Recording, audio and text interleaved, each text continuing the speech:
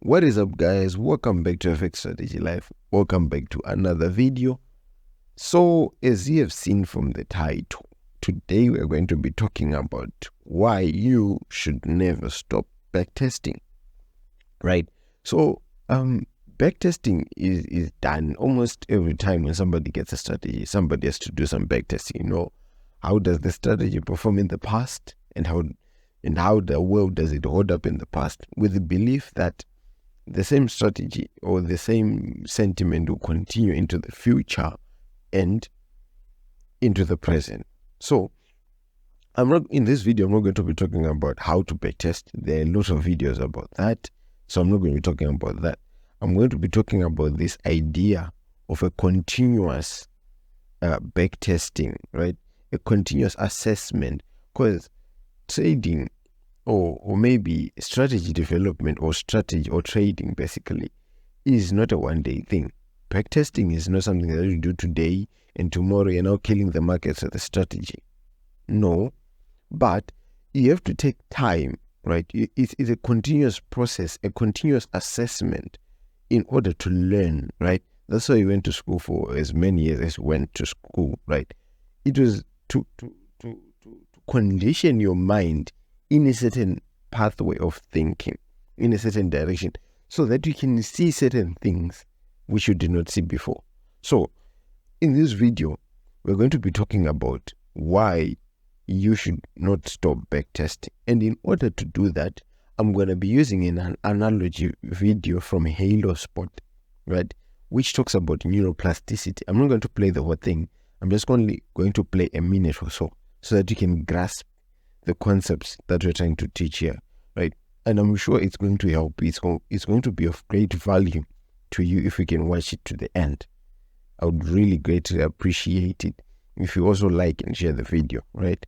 To be more of my help. So I'm going to play the analogy and then you listen carefully and then I'll meet you after a minute. It's an analogy to look at what's happening in the brain during this time. When you're first learning, your brain is like a forest full of trees and dense foliage, with no clear pathway between point A and point B. As you learn the mechanics of shooting a free throw, you create a trail through the forest. Now you can shoot the free throw because you've created that pathway in your brain, but you probably don't make many shots because it's so new. The pathway isn't very clear yet. In order to improve your free throw, you need to refine and strengthen the free throw pathway in your brain.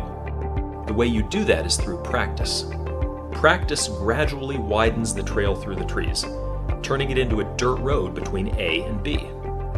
You're starting to get pretty good now. You're making more free throws than not. You don't have to think about the mechanics as much.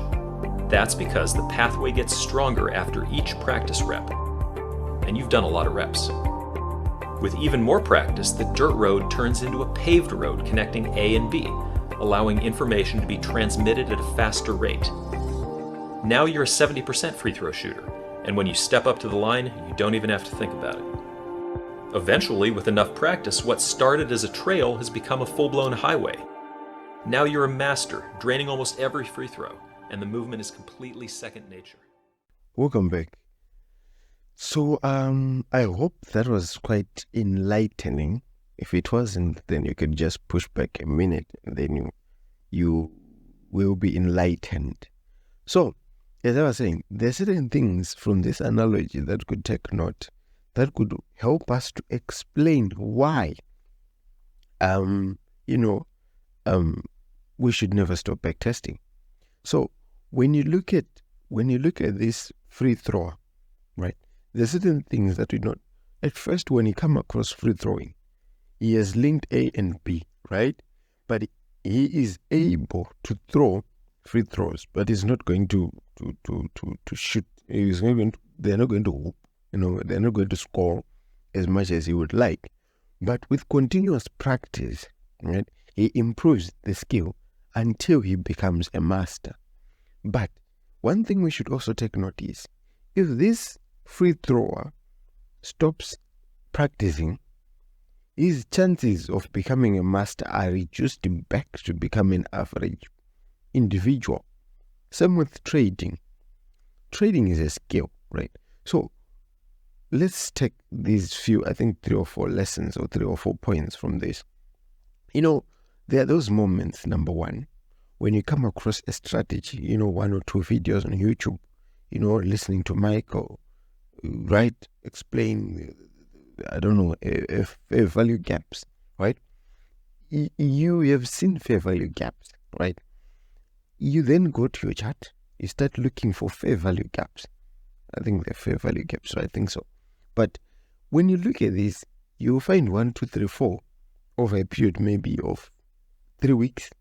You find 4 value gaps. But that doesn't make you a master.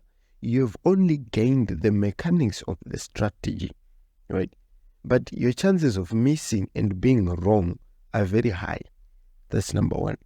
And number two, in order to improve, like you've learned from the analogy, the free thrower does practice. And you as a trader, you do backtesting. You backtest, and then you backtest, and then you backtest. You learn, you backtest. You're not learning a new thing. You're going back to the video that you're watching about fair value gaps. And then you learn something. Where am I failing? You go to the charts. You identify fair value gaps. This allows you to see better, and you sharpen your eyes as you sharpen your brain, right? As you know, trading is psychological. There are no two ways about it, right? If it's psychological, you then realize everything is done in the brain. Like the free thrower, there are certain pathways that you have to satisfy in order to improve something, a skill. They say it takes 21 days to learn a habit. So imagine if you've taken 21 days to backtest your strategy, food for thought, right? So it's when you backtest now, you improve the identification of setups. And in turn, you also increase the confidence that you have in that strategy. And when you go back to the charts, right, you see yourself improving. You can now easily identify what these setups, right, these fair value gaps, for example. Number three, with more backtesting like the free thrower, you increase your accuracy. You no longer put too much thinking or too much thought. You just look at the chart and be like, no, there's no fair value gap there, without even drawing anything. Not necessarily you become a guru, but you have improved the skill, right? Now imagine if you had stopped backtesting on number one, you wouldn't have reached to this master level, right? But you increase your accuracy, you improve your trading, you improve your confidence, right? You are now customizing the strategy to suit your personality and your psychology, right? So there's certain people that when they look at fair value gaps from Michael Huddleston, they want to trade like Michael Huddleston, which in turn is wrong. You cannot trade like Michael Huddleston. Excuse me. It's only when you find the time to backtest, jot down some notes. Okay, then after this, I think after the next point, I'll explain something that you should take note, right? You cannot backtest 24/7 because you're not awake 24/7. You're only available to the charts for a certain period of time, right? And that is the time you should take note when backtesting. Fine, sorry, let me go back to the point. The point is, when you backtest now, you are customizing the strategy to suit you and your personality. And the confidence skyrockets. The psychology improves automatically, right? It's only when you practice. They say practice makes perfect, right? But I say practice makes better. You improve with practice. You don't necessarily reach perfection because no strategy is 100%, right? So let's go to the last point. So with enough practice, with enough backtesting, you become a professional. You have become consistent. The losses no longer hit you as hard. And the strategy is now engraved to your heart, to your brain. There is no longer a need for you to skip and be like, no, I don't think this strategy works. There's a problem among traders where they go on YouTube, they see Michael trading fair value gaps, and they're like, okay, wow, those are good. And then they're learning for like 2 weeks, 3 weeks. They try it on the markets, they fail. What happened? They do not have enough insight about the strategy, right? That is what happens.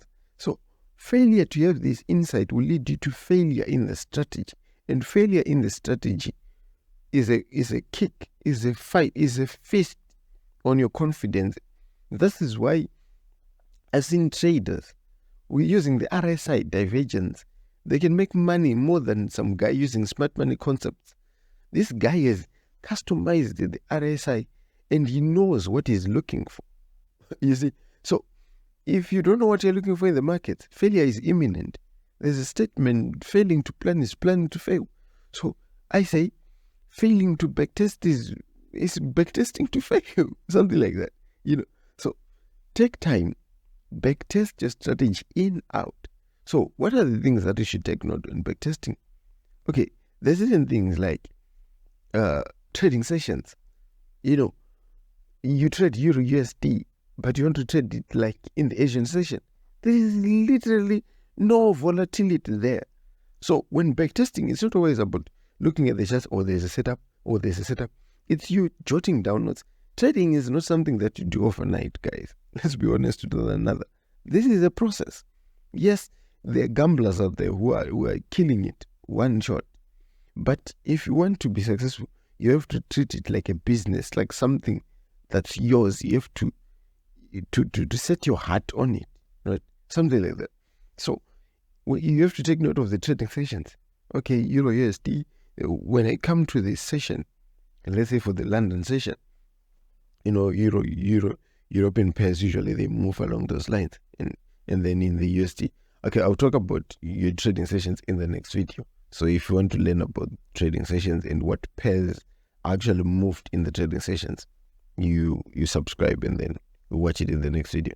I will drop a video, I think, after 3-4 days. Right. So what I was saying is, you look at the session, you look at the time. You cannot backtest 24/7, right? You have to backtest at the time where you are only awake. You can't be backtesting for something that will happen in the midnight. You'll be asleep, unless if you wake up to scout for setups. Then that's a whole different story. But backtest according to your time, backtest according to sessions, backtest according to the currencies that you trade. You don't have to backtest the whole market. Backtest Euro USD, GBP USD, Gold USD. Those are the things that you trade. Backtest those only. You can't be backtesting Euro card or old card. You don't even trade it, so why are you backtesting it? Right. So, ladies and gentlemen, backtesting is very powerful. It allows you to sharpen your skill. It allows you to sharpen your eyes. It sharpens your psychology.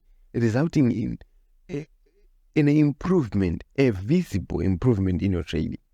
I hope you have learned something in this jumble of words and these analogies and stuff. I do hope you learned something. If you've learned something, drop a like, drop a comment. Guys, drop a comment, drop a like. Don't forget to subscribe, share the video with your friends. I do hope you gain something from this video. If you have not, you can just inbox me like, bruh, the video was TTT. Right, so, okay, I'll see you in the next one. Peace out.